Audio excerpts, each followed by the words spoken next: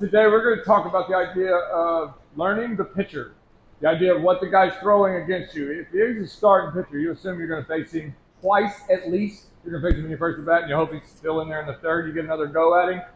So what we're trying to do is we're trying to pay attention to how he goes about getting out hitters. Does he have a curveball? Does he throw a bunch of curveballs? Does he throw fastballs that miss in a certain spot? We're trying to find patterns and tendencies that this guy has because we're reading him like a book. We want to see what is his tempo like in the full windup, and then when he gets in the stretch, is he really weird and different? Because I know if he's in the full windup and the guy gets on before me, guess what? I got to deal with that weird slide step thing that he does, and I need to have already seen it because I didn't get to see it on deck, right? So I need to have already seen it while I'm standing there. Come on, Johnny! And you're watching, like, ooh, that was weird. Okay, good. So you're paying attention to the pitcher and how he delivers the ball, and so you can help yourself get on time with him once it's your turn to hit. So the second thing we're talking about is once it is your turn on deck. When you're on deck, it is your job to try to hit from the on deck hitting. And you're like, what? I gotta wait to get in the batter's box. So legit, I dig in. So if this is where the plate's at, and it's over there, come on, Jimmy, and I'm on deck. I'm literally lining up as if I'm standing in the box, hitting against the pitcher, and I'm watching him. And I'm in the box, and he starts his delivery.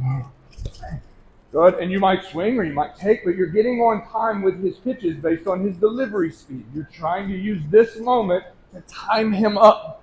You're not just standing here twirling the bat. That's all good. We're trying to get loose and you grab 4 or 5 bats. Mom, get me a Gatorade and a Snickers. Like, use this time to beat the pitcher. When you step in, you shouldn't be like, all right, let's see how this goes. And, oh, that's kind of funky. Like, you have no clue what's going on because you've thrown 40 pitches already. So we're using the on-deck batter's box to time up pitchers. How does the pitcher attack you is something that we've got to start to be able to pay attention, and that's going to be a lot of times based on the catcher. So if you're a hitter and you're watching the pitcher, you should also look for the catcher. If a catcher sets up right down the middle of the plate, shows the glove, puts the hand behind him, and never does this, it's what pitch is coming. Fastball.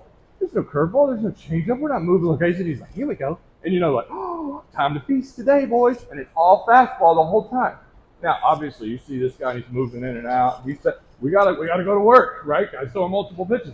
But a lot of times, and they did a study in Major League Baseball, 70% of the pitches in Major League Baseball go from middle away, 30% go middle in.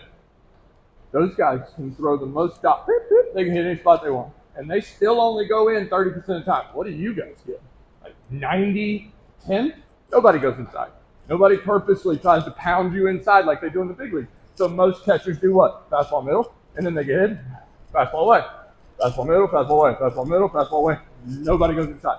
You should see that. You should know that they're standing 3 inches off the plate. Jerry back here is banging everybody for pitches that don't look like they're close, and yet you're still standing in your regular spot.